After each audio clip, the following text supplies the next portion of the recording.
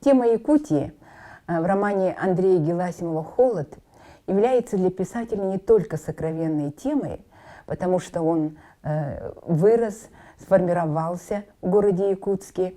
И надо сказать, что вся республика, якутяне, мы очень гордимся, что на небосклоне русской литературы 20-21 века сияет, я не побоюсь этого слова, звезда Андрея Геласимова.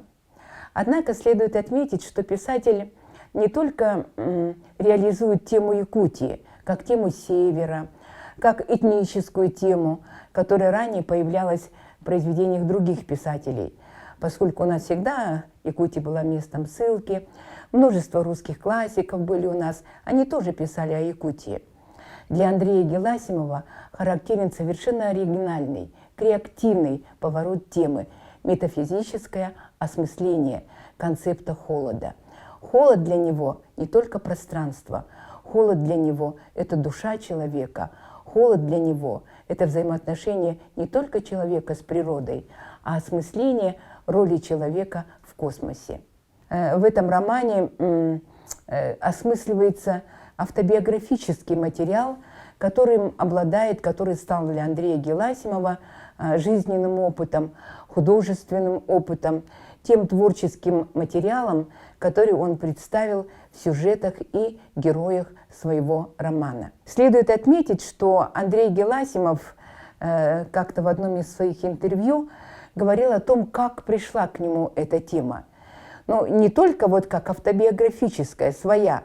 Эта тема, он сам говорил об этом, пришла к нему, когда он шел мимо кинотеатра «Центральный», где, собственно говоря, и началась его взрослая жизнь, где и жила его юная жена, и сегодня она его спутница, друг. Значит, вдруг он решил написать этот роман. И мне кажется, примечателен тот факт, что в Старом Якутске, недалеко от кинотеатра «Центральный», находился книжный магазин. И именно в этом магазине будущий лауреат Нобелевской премии Иосиф Бродский, когда он не был таким известным, а был просто сосланным за тунеядство ленинградцем в город Якутск, и в один день, когда ему было особенно тошно, грустно, он пошел по нашему проспекту Ленина и набрел на этот магазин. И когда он зашел в книжный магазин, то, конечно, на полках стояли книги якутских писателей. Это было естественным. И среди книг якутских писателей он увидел маленький томик стихов Баратынского. Он взял этот томик, лег с ним в гостинице, почитал стихи. И мне кажется, вот так же, как и будущего писателя Андрея Геласимова, его озарила мысль: ну почему меня сослали в Якутск за тунеядство? Я же могу стать поэтом. Я вообще пишу не хуже Баратынского. И вы знаете, наш город Якутск стал вот таким знаковым началом для творческого пути будущего лауреата Нобелевской премии. Он вернулся из Якутии в Ленинград и стал писать. Ну, дальнейший путь его известен. Андрей Геласимов, значит, он учился и жил в нашем городе. Он был студентом Якутского государственного университета, учился на факультете иностранных языков. Позже он писал диссертацию, он защитил диссертацию под руководством профессора Анатолия Алексеевича Бурцева. И на встрече со мной и со студентами он всегда говорил о том, что он в университет ходил пешком. Такой, что, знаете, рыженький, в очках, такой, знаете, Гарри Поттер тех лет. Он шел и запоминал наши улицы, и они ему казались прекрасными. И он шел и думал: я обязательно напишу об этом доме, я напишу об этом месте, я обязательно об этом напишу. Прошло много лет. Сегодня я бы сказала, что книги Андрея Геласимова – это бестселлер, это гордость российской литературы. И как литературовед по современной прозе, я знаю, что среди современных писателей имя Андрея Геласимова самое примечательное. И совсем последняя новость была незадолго до Нового года, что роман «Холод» попросили перевести на иностранные языки, на французский, английский. Он давал интервью, и насколько я знаю, по роману «Холоду» будут снимать фильм. И, возможно, в Голливуде. Самыми известными романами Андрея Геласимова являются два романа. Это роман «Степные боги» и библейский роман «Рахиль». И множество других повестей и рассказов. Вот именно за свои произведения Андрей Геласимов был удостоен, мне кажется, самой высокой читательской премии «Национальный бестселлер». Его читают все. Вот совсем недавно я по центральному телевидению слушала размышления известного русского режиссера Сергея Соловьева, который рассказывал с восторгом о том, что он снял фильм по рассказу Андрея Геласимова, который называется «Кеды». И вы знаете, такой маститый режиссер, как Соловьев, который снимает Анну Каренину, классику русской литературы, он с таким же восторгом, как о романе Толстого, говорил о рассказе «Кеды». Он привлек маститого русского писателя, который ставит Анну Каренину, реалистический вообще текст, да, реализм, конкретно. Анна Каренина, муж-любовник, все.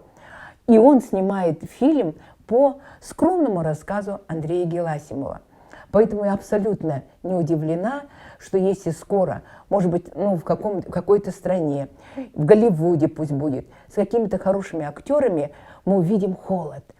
И самое главное, что мы увидим Якутск. В романе точная топография. Улица Ярославского, улица Петра Алексеева, проспект Ленина, кинотеатр «Центральный», наш танк, который мы все прекрасно знаем, его 21-я школа, в которой он учился, да, вот эта дамба, комары, печное отопление. Значит, мы в таких костюмах, что трудно думать о любви, если у девушки видны только глаза, а вокруг иней. Понимаете? Только глаза. И вот на этом фоне разыгрывается история молодого человека, который в минус 50, значит, вот летит в Якутск, а в Якутске, такая экологическая катастрофа, да? Значит, там что-то произошло с ТЭЦом, нету, значит, тепла, и город погружается в космический холод. И именно вот в этом космическом холоде как бы четче становятся отношения, проверяется дружба, любовь, товарищество, проявляется истинная суть человека, который, может быть, играл какую-то роль. А в этой ситуации он оказывается вот чистым перед холодом, а холод – это смерть.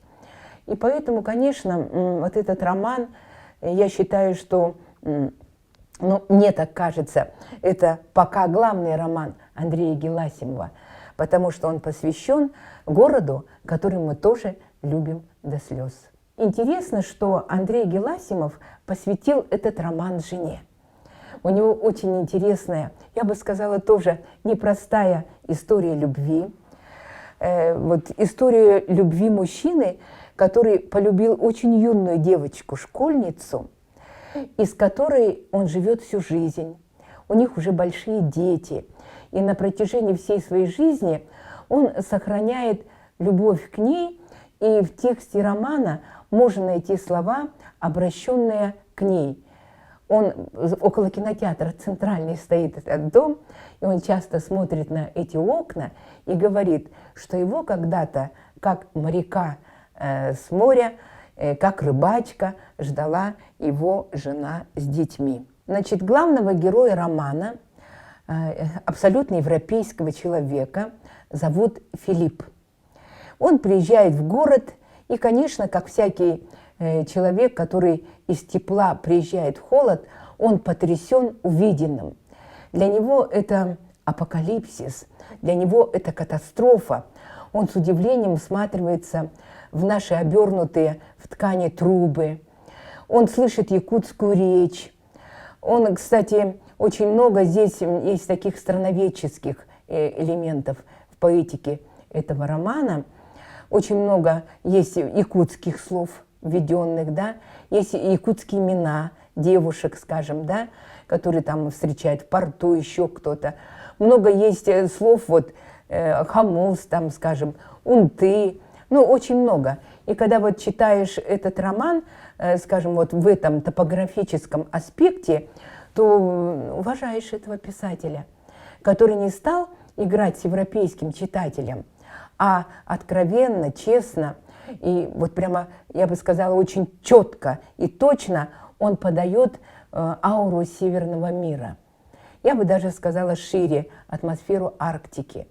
И я думаю, что любой европейский читатель и те режиссеры, которые взялись снимать фильм по роману «Холод», вот этот как бы момент становится, наверное, очень сильным, ну, в кинематографическом плане. Все-таки вот эта реальная история, она как бы растворяется в сюжетных линиях, в которых возникают образы людей, характеры, персонажи. Кто-то не выдерживает этого холода, кто-то становится спекулянтом, кто-то своим замерзшим землякам втридорого продает сгущенку, там, тушенку, да? А кто-то, наоборот, спасает людей ценой своей жизни. И при этом очень много у него образов людей, которых мы называем бомжами, которые живут в этих теплотрассах, да, которые там что-то делают. И при этом, как ни странно, именно эти люди, значит, делятся теплом, делятся, ну, скажем, чашкой горячего чая, делятся своей душой. И в целом в финале романа приходишь к мысли о том, что все-таки это роман не только вот поверхностный, да, он в каких-то моментах напоминает фильм, который мы тоже недавно все отсмотрели, с Леонардо Ди Каприо «Выживший», да, и когда вот смотришь этот фильм и сравниваешь его с текстом романа Андрея Геласимова «Холод», то фильм кажется таким, знаете, зрелищным, таким немножко детским, таким вот смешным. Вот как бы ему не выжить. Вот если бы Леонардо Ди Каприо перенести в контекст романа «Холод» и поместить на неотапливаемую сергеляхскую дачу, вот мы бы посмотрели, как бы он выжил и получил Оскара.